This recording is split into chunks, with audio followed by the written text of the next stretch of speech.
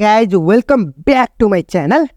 हामी चाहिँ Kernel and Non-Kernel item को प्रोनाउन्सिएसन चाहिँ मिलाएर बुझ्नु होला। जुन चाहिँ हामी चाहिँ 2.2 को लास्ट वन टपिक को बारेमा कुराकानी गर्नेछौँ। जुन चाहिँ तपाईहरुको चाहिँ यहाँ क्लियरली वेमा बुकमा हेर्न सक्नुहुन्छ। जुन चाहिँ सिन्ट्याक्स एनालाइजरमा हामीले लास्ट वन टपिक को बारेमा कुराकानी गर्नेछौँ। जुन चाहिँ तपाईहरुको चाहिँ यो सिन्ट्याक्स एनालाइजरको हामी चाहिँ लास्ट वन को टपिक को बारेमा कुराकानी गर्दैछौँ। जुन चाहिँ यसको बारेमा लाग्छ। पहिला हामीले चाहिँ यसले भन्न खोजेको के पहिला थ्योरी टाइपमा लागौँ न त, अनि त्यसपछि अरु कुराकानी गरौँला है त। ल हेर्नु त, यहाँ हामीले के भनेको छ भन्दाखेरि यो we define the term kernel item and non-kernel item other than the initial item. Initial मा सुरुवातमा अगाडि डट हुन्छ। No other item generated by a goto has a dot at the left end of the production भनेको छ।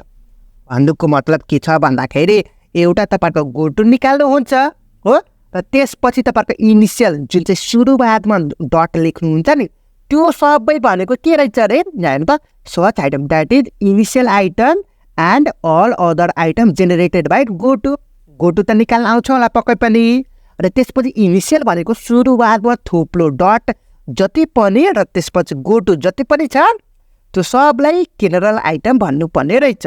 बुझ्नुभयो?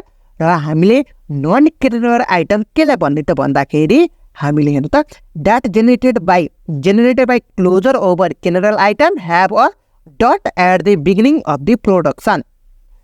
जब त्यसपछि this item are cut non kernel item. म तपाईलाई एउटा एक्जाम्पलको रूपमा बुझाइदिने छु है त। ल हेर्नु त, यो हामीसँग एक्जाम्पल रहेको छ र यसमा तपाईलाई चाहिँ गोटो निकाल्नको लागि तपाईहरुको चाहिँ एगुमेन्टेड निकाल्नु पर्यो नि त। अनि गोटो कसरी निकाल्ने? क्लोजरको हेल्पबाट। पहिला एगुमेन्टेड निकालौँ न, अनि पछि कुराकानी गरौँ। ल एगुमेन्टेड निकालिहालौँ त पहिला यसको ग्रामरको। एगुमेन्टेड ग्रामर भनेर लेखिदिएको छु। ल एगुमेन्टेड ग्रामर स्टार्टिङ कुनबाट चाहिँ सीबाट छ, सो यहाँ चाहिँ सी डैश इम्प्लाइ सी भयो। सी अब अरु चाहिँ कपी पेस्ट है त। ल कपी पेस्ट भएको छ भयो। र तपाईलाई चाहिँ केमिकल कलेक्सन त निकाल्न आउँछ होला पक्कै पनि। तपाईलाई चाहिँ आउँदैन भने भिडियो बनाएर राखिदिएको छु, हेर्न सक्नुहुन्छ। ल केमिकल कलेक्सन चाहिँ यस्तो हुन जान्छ। हेर्नु त, सुरुवात हाम्रो चाहिँ कुनबाट छ? सी डैशबाट छ। सो यहाँ चाहिँ सी डैशको अगाडि चाहिँ थुप्रो सी भयो, र सी पछि तपाईहरुको यो रहेको छ नि त। सी को ए र बी रहेको छ, सो ए को अगाडि डट हुन्छ भने तपाईलाई थाहा छ। अब ए को पनि डट पछि ए छ, सो ए को प्रोडक्सन पनि लेखिदिनु पर्यो। बुझ्नुभयो? त्यसपछि यो डटलाई लास्टमा पुर्याउनु पर्यो। पहिला सी को काम गर्नु पर्यो, त्यसपछि ए को काम गर्नु पर्यो, त्यसपछि स्मल ए को काम गर्नु पर्यो। सकियो। अब त्यसपछि यहाँ चाहिँ डट पछि बी छ। डट पछि बी भनेपछि बी को प्रोडक्सन लेखिदिनु पर्यो, यहाँ लेखेको छ। अब त्यसपछि यसको काम गर्नु पर्यो। हेर्नु त, डट पछि बी छ नि त, क्यापिटल बी को काम गरेको छ, त्यसपछि लास्टमा यसको स्मल ए को काम गरेको छ। अहिलेसम्म यो चाहिँ केमिकल कलेक्सन अफ LR0 को रहेको छ। तपाईलाई LR0 को त आउँछ होला पक्कै पनि केमिकल कलेक्सन निकाल्न, हैन र? आउँदैन भने मैले भिडियो बनाएर राखिदिएको छु, प्लेलिस्ट चेक गर्नु होला। ल यो भयो। अब हामीले चाहिँ कर्नल आइटम र नन कर्नल आइटम कसरी छुटाउने? केमिकल कलेक्सन त निकालेको छौँ हामीले। डेफिनेसन अनुसार के भनेको छौँ रे? स्टार्टिङमा जति पनि थुप्लोहरू छ त्यो चाहिँ कर्नल आइटम, र अर्को गोटुबाट एक्सपान्ड भएको चाहिँ त्यो पनि कर्नल आइटम हो। म तपाईलाई बुझाइदिन्छु। I0बाट स्टार्टिङमा थुप्लो कुन कुनमा छ?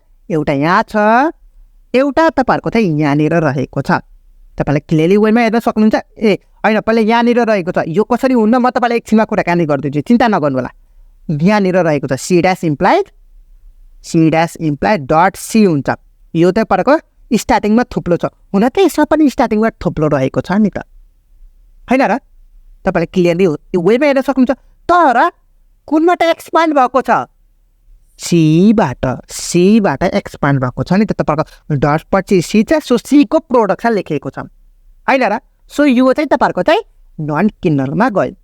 डेफिनेसन अनुसार हामीले के भनेको छ त भन्दाखेरि यहाँ हेर्नु न, हामीले डेफिनेसन अनुसार के भनेको छ त भन्दाखेरि ल रोक्नुहोस् है एकैछिन। ल हेर्नु त के भनेको छ? The initial item and all other item generated by goto भनेको छ भयो। र त्यसपछि नन कर्नल आइटम भनेको के रहेको छ अरे? Item data generated by closure over भनेको छ नि त। यहाँ हेर्न सक्नुहुन्छ क्लियरली वेमा सो यो चाहिँ क्लोजरको होइन त भनेको। सो यो चाहिँ तपाईँहरूको चाहिँ नन किनरल आइटममा पर्ने भयो। डट ए र बी भयो, बुझ्नुभयो। अब त्यसपछि हाम्रो I1 को कुराकानी गरौँ। लास्टमा थुप्रो रहेको छ हो, यो चाहिँ तपाईँहरूको के भयो, किनरल आइटममा पर्ने भयो। त्यसपछि यो गोटुको स्टेट रहेको छ भयो। I2 मा सी इम्प्लाइज ए बिचमा थुप्रो, लास्टमा यो पनि तपाईँहरूको चाहिँ के पर्ने भयो त भन्दाखेरि यो डट पछि बी छ, बीको एक्सपान्ड भएको छ नि त, नन किनरल आइटममा पर्ने भयो। हेर्नु न, डट पछि सी छ अनि डट पछि सी भएपछि सीको एक्सपान्ड भएको छ नि त, सो यहाँ सीको भयो। लास्टमा डट चाहिँ केही पनि गर्नु पर्यो। अब डट पछि बी छ, बीको एक्सपान्ड भएको छ नि त, यहाँनिर हेर्न सक्नुहुन्छ नि त, सो यो चाहिँ नन किनरलमा भएको छ, बुझ्नुभयो। अब त्यसपछि यो लास्टमा डट छ, केही पनि गर्नु परेन नि त, यहाँनिर आँखा चिम्मा गरेर लेखिदिने। यहाँ फेरि सेम एज इट इज, लास्टमा डट भए पनि नो प्रब्लम। जुन चाहिँ हामीले चाहिँ अलरेडी के निकालेको छौँ भने क्लोजर र गोटु निकालेको छौँ, जुन चाहिँ यसमा लेखिनु पर्ने हुन्छ, बुझ्नुभयो। ल, जुन चाहिँ गोटु निकालेको छौँ भनेर बुझ्न सक्नु, यति नै हो तपाईँको। किनरल आइटम भनेको के रहेछ अरे, स्टार्टिङमा थुप्लो पछि स्टार्टिङमा जे छ त्यो लेखिदिने भन्नुपर्छ। थुप्लोको अगाडि सी छ, सो सीको लेखिदिने, तर सीको एक्सपान्ड गरेको नन किनरल हो, बुझ्नुभयो। तर लास्टमा थुप्लो चाहिँ यसमा किनरलभित्रै पर्ने भयो। र अब हेर्नु त, थुप्लो पछि बी छ, सो बीको एक्सपान्ड गरेको छ नि त, त्यो चाहिँ नन किनरलभित्र पर्ने भयो। अब अर्को पनि हुन जान्छ, यहाँ डट पछि ए छ, सो ए को पनि एक्सपान्ड भएको छ नि त यहाँनिर, सो यहाँ चाहिँ तपाईँको ए को पनि हुन गएको छ, बुझ्नुभयो। ल, यति नै रहेको छ तपाईँहरूको किनरल र नन किनरल आइटममा। तपाईँहरूको इक्जाममा सर्ट क्वेसनमा आइदिन सक्छ नि त, सो तपाईँले चाहिँ मैले भिडियो प्रोभाइड गराइदिएँ। ल, अब आजको लागि जुन चाहिँ 2.2 को सबै सकेको छ। अब फर्दर भिडियोको लागि तपाईँहरूको 2.3 को बारेमा कुराकानी गर्नेछ, जुन चाहिँ तपाईँको टाइप चेकिङको बारेमा रहेको छ।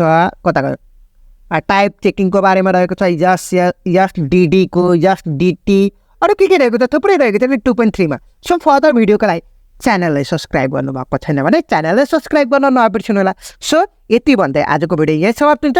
C you in the next video. Till then, have a good day.